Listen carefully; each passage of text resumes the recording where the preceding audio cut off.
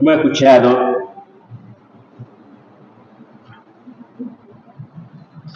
esta palabra en la que Dios hace una alianza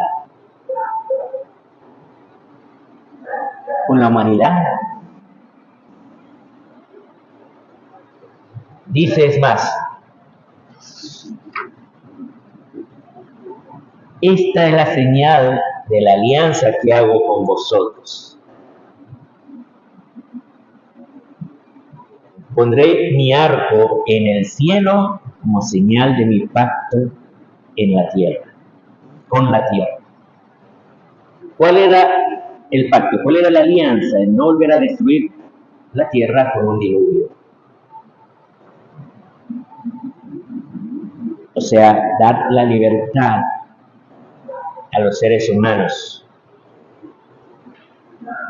Fíjense, ¿qué nos muestra esto en primer lugar? Primero, ¿de quién es el arco iris? El arco iris es de Dios, no de ningún grupo mundano o humano que quieren hablar de diversidades y no tienen nada que ver. No tienen nada que ver. El arco iris no tiene nada que ver con esas diversidades. Es una manipulación. Sino que esto tiene que ver con Dios, que hace su alianza con toda la humanidad. Promete no volver a destruir la humanidad. O sea, que en adelante va a buscar otra manera de exterminar el mal de la tierra. Porque la finalidad del diluvio era eso, exterminar el mal de la tierra. Entonces, ¿cuál es la otra manera? Es su Hijo, Jesús. Fíjense, Jesús y sus discípulos se van a la aldea de Cesarea de Filipo. En Mateo se ve que es en la fiesta de Yom Kippur, una fiesta en la que el sumo sacerdote entraba en el santuario, el santo de los santos, el Santa Sanctorum, y pronunciaba el nombre de Dios pidiendo por el pueblo de Israel. Pero aquí, curiosamente, Jesús no va a Jerusalén, se va a Cesarea de Filipo. Cesarea de Filipo era una ciudad, justamente una ciudad romana, por eso del César, y muestra que en adelante la alianza de Dios no es solo con el pueblo de Israel, sino con todo el pueblo de Dios que va a entrar en la iglesia. Y entonces hace este diálogo. Ese diálogo tenía la finalidad de que ellos pronunciaran el nombre de Dios. Y entonces, aquí le dice, ¿y quién dice la gente que soy yo? Ellos empiezan diciendo unos que Juan Bautista, otros que Elías y otros uno de los profetas. Recordamos que Elías, ¿saben ustedes que Elías no murió? ¿Saben, verdad? Elías fue elevado en cuerpo y alma al cielo. No murió.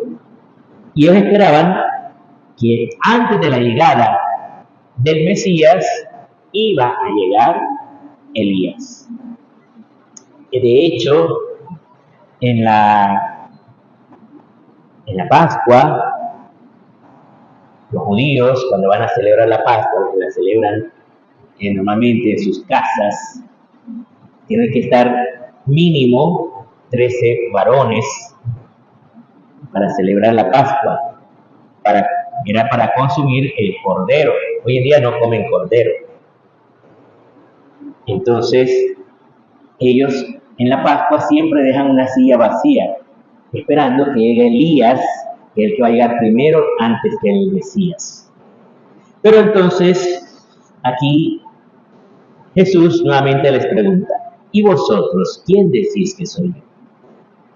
Y Pedro le contestó, tú eres el Mesías. Ustedes saben que Mesías es una palabra que viene del hebreo. Y en griego se dice Christos.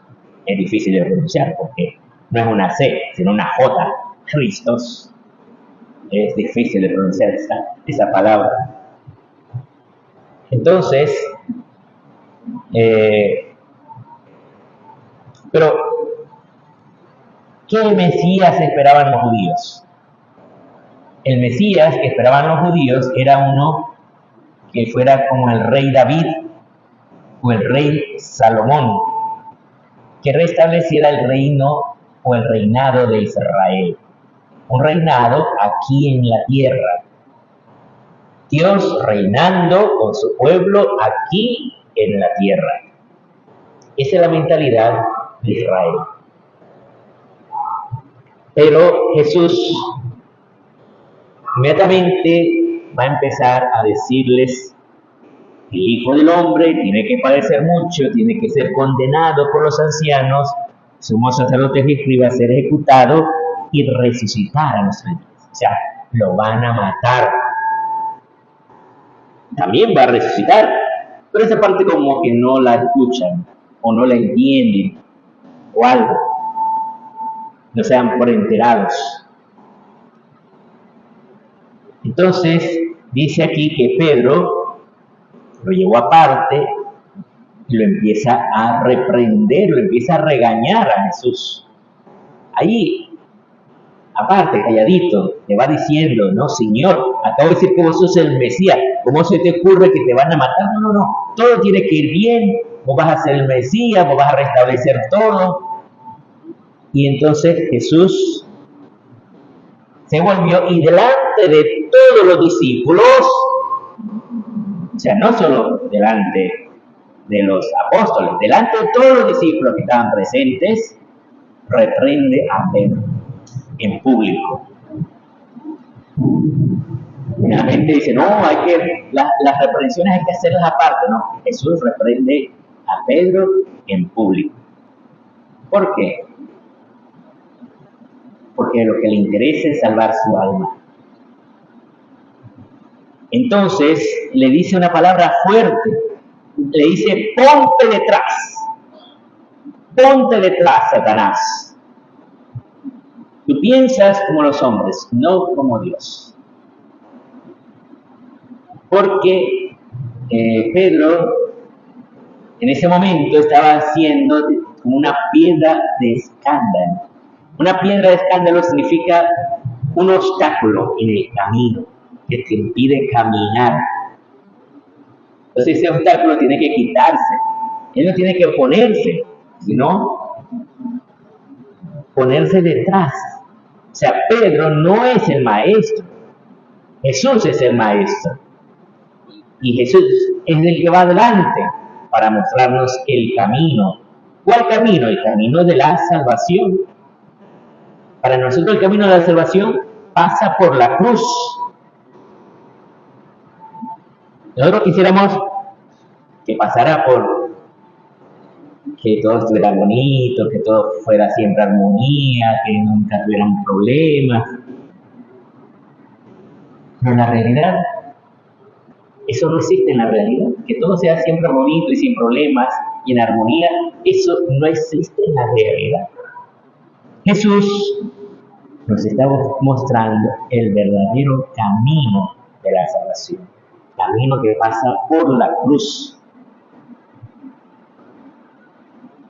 Y la cruz es precisamente todo aquello que nos molesta, que nos estorba, aquello que quisieras tú borrar de tu historia.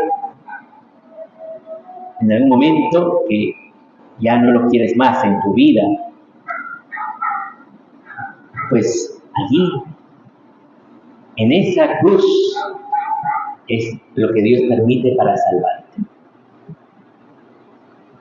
Dios lo permite en nuestra vida para salvarnos, la cruz. Y es el camino de la salvación. Pero el punto es que no vamos a estar solos. O sea, Jesús no promete quitarte el dolor o el sufrimiento. Jesús promete que va a estar contigo todos los días hasta el final de los tiempos. En el camino de la santidad, o sea, de la unión con Dios. Eso significa la cruz.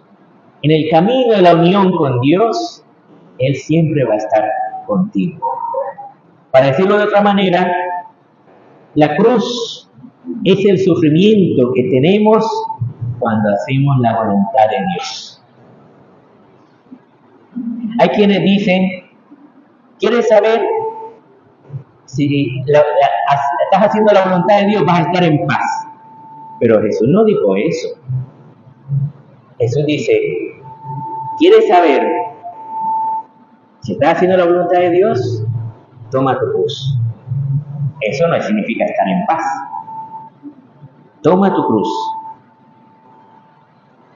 Él toma el camino del sufrimiento, del dolor, de las dificultades, pero haciendo la voluntad de Dios.